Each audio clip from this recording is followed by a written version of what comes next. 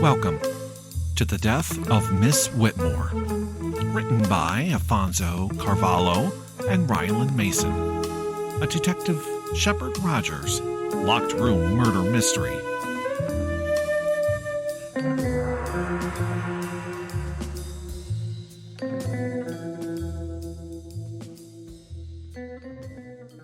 Hello, friends, and welcome to The Death of Miss Whitmore.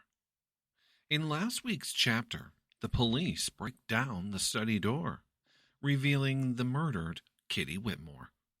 The lead detective, Shepard Rogers, and his trusted sidekick, Detective Henrique Adams, arrive on the scene and begin their investigation. With more questions than answers, they start their investigation into this puzzling murder. Chapter 7. The investigation begins. After questioning the suspects in the dining room, Rogers and Adams re-enter the study. Now that the study was empty and the body had been removed, they could take their time to examine the room. Rogers systematically checks the room, looking for anything out of place. It's an old house. It might have a secret room or a passageway or something. He was looking behind paintings and bookshelves, pressing on the wood paneling around the room and tapping on the panels to find hollow spots. Adams is inspecting the windows, the window locks, and the frames, but nothing looks disturbed. As they continued around the room, searching meticulously, nothing seems out of ordinary except a small screw found under the desk. The screw was old, solid brass, and the head of the screw was dark and tarnished, but the threads of the screw were shiny and new. Interesting. Rogers places the screw in a small baggie. He wonders how the CSI team leader, Tyler Raymond, could have missed it. It wasn't hidden. It was just under the desk. He and Adams continued to check the room, even moving the rug to look under it, but no secret passage was found. Rogers sits in the wing chair where Kitty Whitmore was killed, being sure to keep the sheet over the chair to cover the small blood stain. Sitting in the same spot as Kitty, he wonders where the shot could have came from. Looking directly straight ahead, he looks at the fireplace. Adams, can you help me look at the fireplace? It seems to be in direct sight of the gunshot, Rogers asks. Rogers and Adams crouch down and examine the fireplace and its surroundings, checking for anything odd or out of place. The only thing that seems slightly strange is that some of the mortar around the bricks on the fireplace's back wall looks different or newer. Rogers makes a notation in his book to ask Emily if any work has been done lately on the fireplaces. Adams and Rogers continue to scrutinize the fireplace and its surroundings, pressing and fidgeting with every carved detail, looking for anything. Adams, I can't quite figure out how the killer got out of the room with the door locked from the inside, Rogers says. I'm at a loss also. We are missing something, but I can't quite put my finger on it. What are we missing? Adams states. So, what do we know? Somehow, someone killed her and left the room. But how? There's no place to hide in the room, so we have looked for a secret hiding place or passages. I think it's time to talk to the brothers, Rogers states. Adams, get on the phone and get both brothers down here. Also, the housekeeper. She must know something about the house, Roger asked. I am sending one of the officers to pick up Emily at the Meadows Inn. I'm also sending officers to the other side of the estate to collect John, James, and Brittany. After about 10 minutes, Emily enters the study. visibly shaken and nervous. She was staring at the chair while wringing her hands in her handkerchief.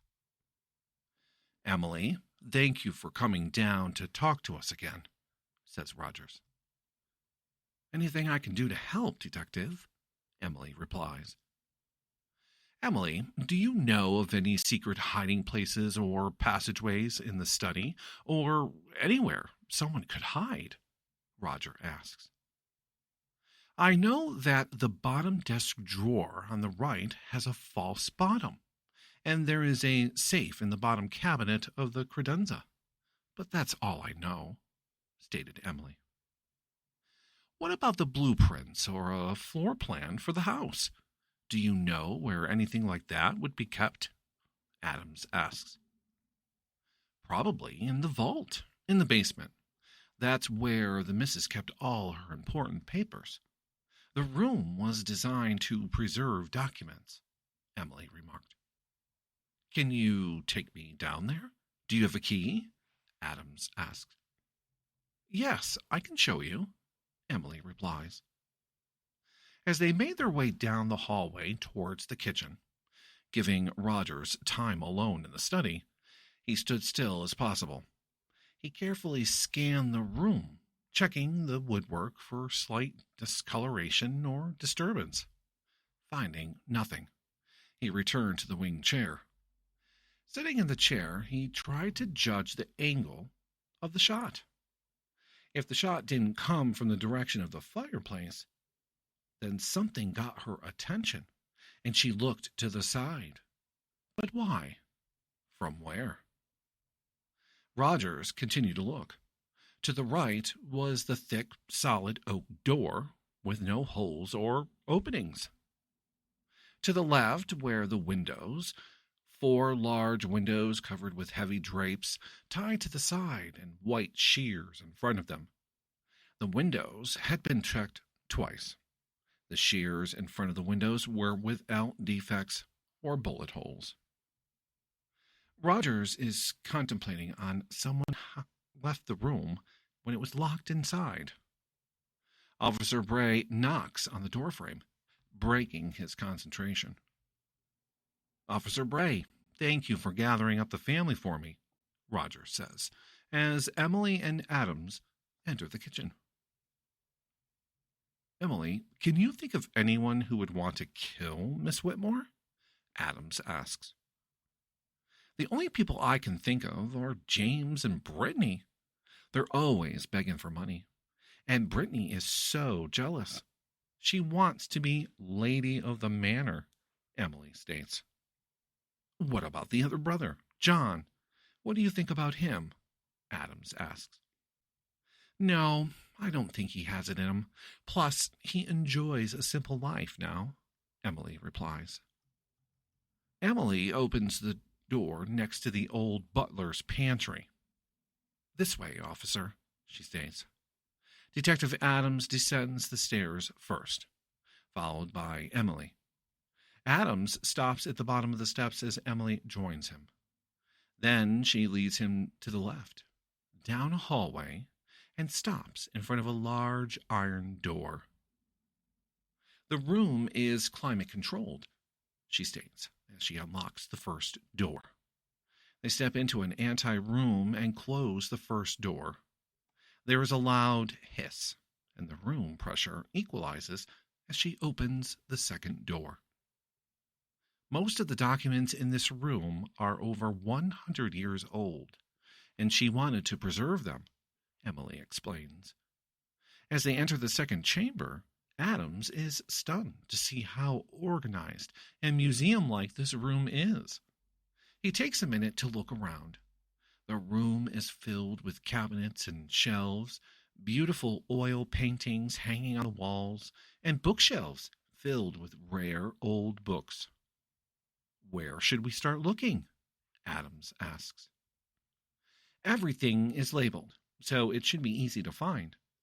I think the blueprints are in the flat drawers on the other side. Be sure to put some gloves on," Emily says, as she hands him a pair of white cotton gloves. Adams moves to the other side of the room, putting his gloves on as he crouches. He reads the labels on the drawers.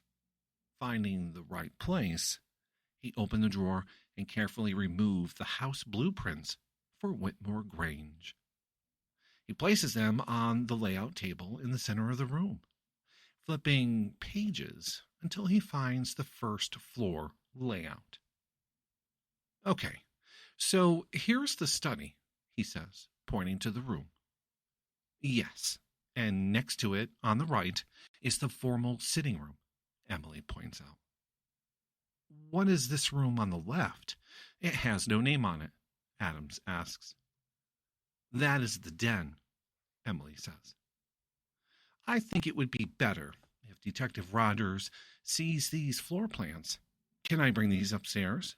Adams asks. I guess so, if it will help, but please be careful, Emily states. I also want to measure the rooms, going by the measurements on these blueprints, states Adams. They both proceed back through the airlock, up the stairs, and return to the kitchen. Adams and Emily walk along the hallway and back into the study. Rogers, I found the floor plans for the house. There is a room on either side of the study. I want to call the CSI team back and take measurements of all the rooms, Adams announces. That's a great idea, Adams. You're using your logic again. I like it when you think outside the box, Rogers says proudly. Here's what I think. If we measure the rooms, we can see if there's any missing space. If a hidden room or passage were added, the room measurements would not coincide with the floor plan. Adams beams. I think you should call Tyler from the CSI team. Just the two of you should be able to figure it out. There's no need for the whole team to get dragged down here again, Rogers says. I agree. How did you make out with the brothers? Adams asked. It was interesting. They both seem to have alibis, but I'm unconvinced. The wife is a piece of work. She believes that the brothers deserve to have everything, no matter what their father's will says. Now that Kitty is dead, it's all theirs, states Rogers. I can believe that. By the way, they acted at dinner last night, Adams replied. That's nothing.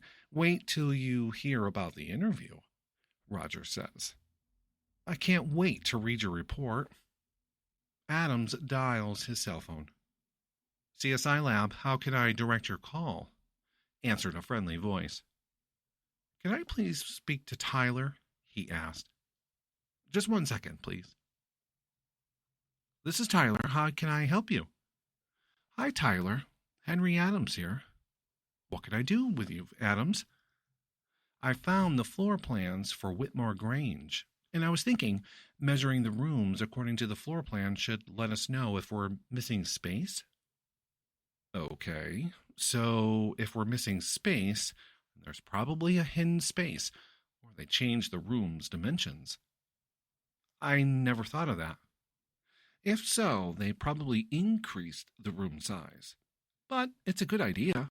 When would you like to start? That's up to you. When are you available? Let's say 2 o'clock.